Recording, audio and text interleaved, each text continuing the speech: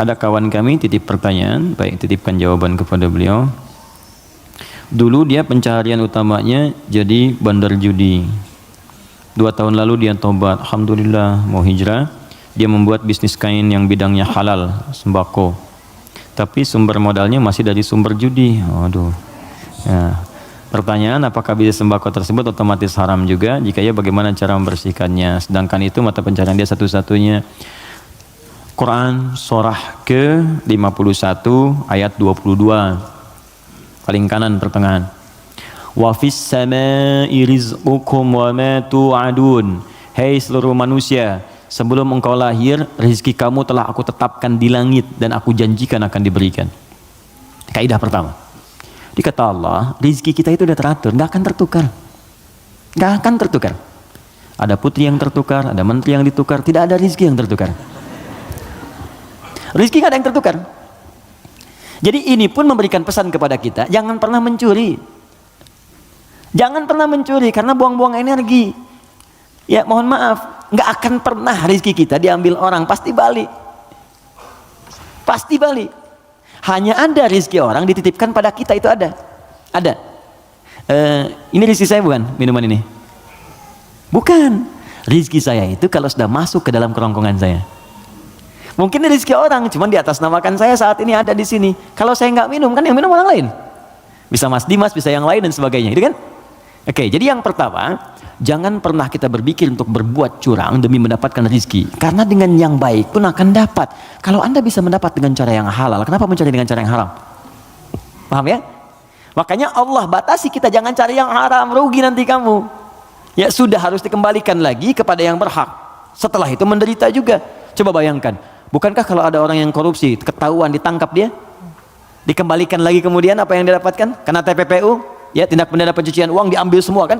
Itu saking sayangnya Allah, jangan menyebar rezeki yang haram, ambil semua, ambil semua, ambil semua. Bahkan yang telah diinvestasikan pun tarik lagi, tarik lagi. Kenapa? Karena ini bersumber dari yang haram. Kalau yang haram berproses terus dipakai lagi kepada yang lain, maka haram akan menyebar keharamannya.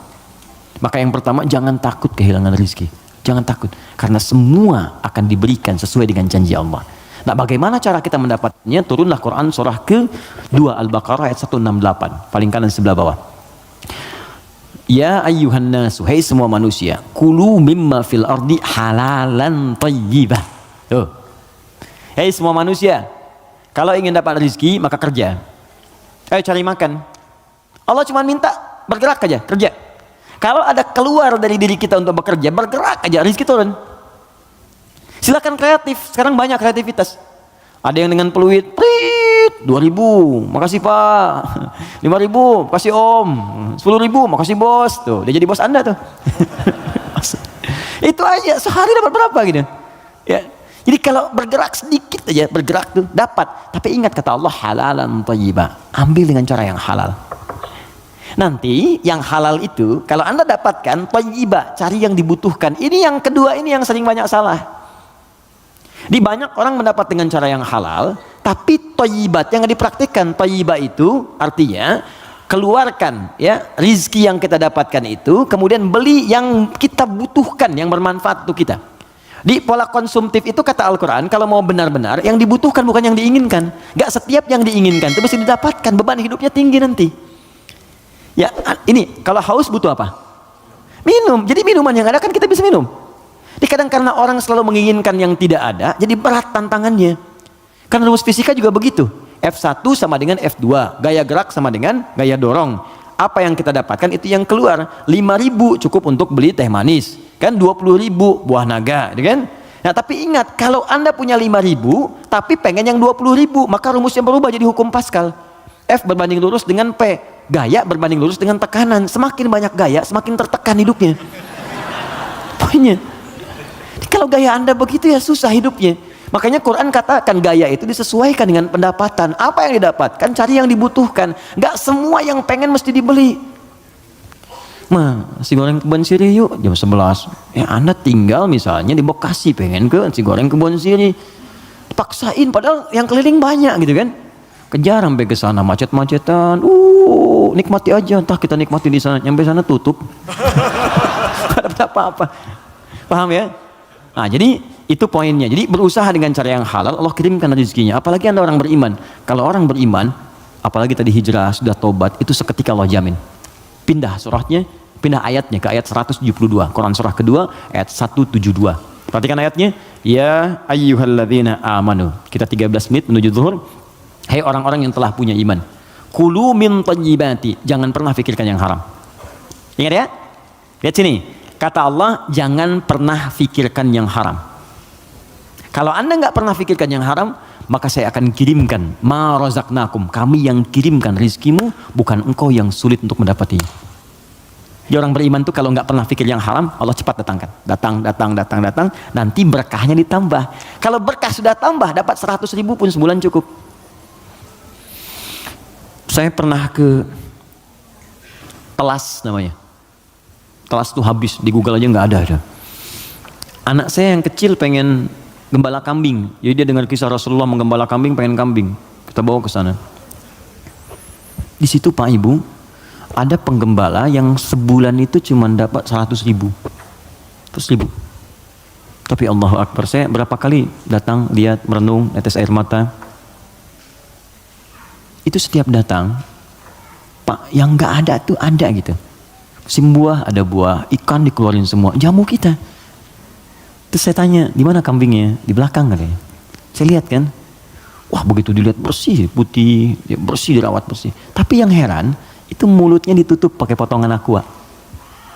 Yang ada yang setengah liter itu kan, yang ditutup itu cukup ke mulut kambing. Terus saya tanya, ini kenapa ditutup? Ini sakit kambingnya? Bukan sakit Gus katanya, bukan sakit. Kenapa? Ini kambing baru kami bawa dari tempat kami beli. Kami tutup di sana mulut kambing itu dengan potongan aqua supaya di jalan dia tidak memakan yang bukan haknya. Itu saya berhenti dan keluar air mata saya. Saya bilang, saya mengajar hampir tiap waktu, kamu yang praktekkan. Banyak orang mendapat surga tapi Anda yang paling layak. Saya tutup mulut kambing ini supaya nggak makan yang bukan haknya. Banyak orang hadir taklim menjaga lisannya begitu sulit. Dia jarang taklim, kambingnya pun ditutup mulutnya untuk tidak makan yang haram. Makanya rezekinya Allah kirimkan. Bayar 100.000 gitu. Gak pernah mengeluh ceria gini. Ada lagi orang penghafal Quran. Wah itu dahsyat itu juga. Jadi kalau Anda kunjungi, istrinya akan berkata, Alhamdulillah ya Allah Ustaz, Allah tuh baik sekali. Abi diberi rezeki banyak banget. Banyak tuh sebulan dapat 500.000. Banyak banget. Kalau Anda kunjungi itu ikan keluar, buah keluar. Apa kerja istrinya? Ngambil suluh di sawah, duduk, bikin, nyiapin ini. Tahu Anda? Istrinya hafal Quran 7 riwayat. Suaminya 30 juz. Anak-anaknya hafal Quran semua. Kalau kita membangun kedekatan dengan Allah tuh, yang lain kecil lah. Kecil. Bahkan saat harta itu datang tuh kita malah sibuk, nggak pakai itu gitu. Dah, kasih. Saya tuh kalau belajar ulama kita dulu tuh, Masya Allah. Ya, kayak Haji Nur Ali tuh, di Bekasi ada jalan kayak Haji Nur Ali. Itu Pak, Ibu kalau taklim beliau ada amplop datang tuh kasih banyak tuh. Itu nggak banyak orang tahu. Malamnya dijajarkan begini. Santrinya dikumpulkan. Buka katanya, buka. Ada yang 5.000, yang 1.000, 10.000 sebagainya. Itu nggak pernah diambil oleh beliau. Kata beliau, ini 10.000 tolong berikan ke madrasah sana. Yang 5.000 anak yatim. Yang 1.000 janda-janda sekitaran ini. Santuni semua. Hidupnya berkah. Jangan takut, kalau Anda bisa mendapatkan yang baik, kenapa mesti berjudi? Nah, kalau Anda bisa berbuat yang halal, kenapa mencari yang haram? Kalau Anda bisa jadi orang soleh, kenapa berbuat salah? Tinggalkan yang buruk tadi.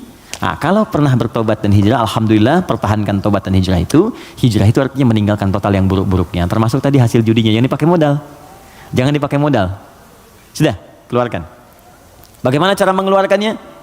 Cara mengeluarkannya adalah berikan kepada yang sosial yang umum sifatnya. Setelah itu Anda coba bekerja. Kalau memang nggak ada sama sekali, Anda bisa gunakan itu untuk sementara, untuk mendapatkan sesuatu yang lebih baik. Jadikan misalnya cari kerja untuk dapat kerja itu boleh dalam keadaan darurat. Nanti setelah mendapatkan yang baik-baik, cukup itu ini keluarkan. Sambil pertambah sedekah, tambah infaknya, keluarkan zakat kalau sudah masuk ke dalamnya. Itu seperti itu akan menutup yang kurang-kurangnya. Walakum ru'usum ma qad salaf.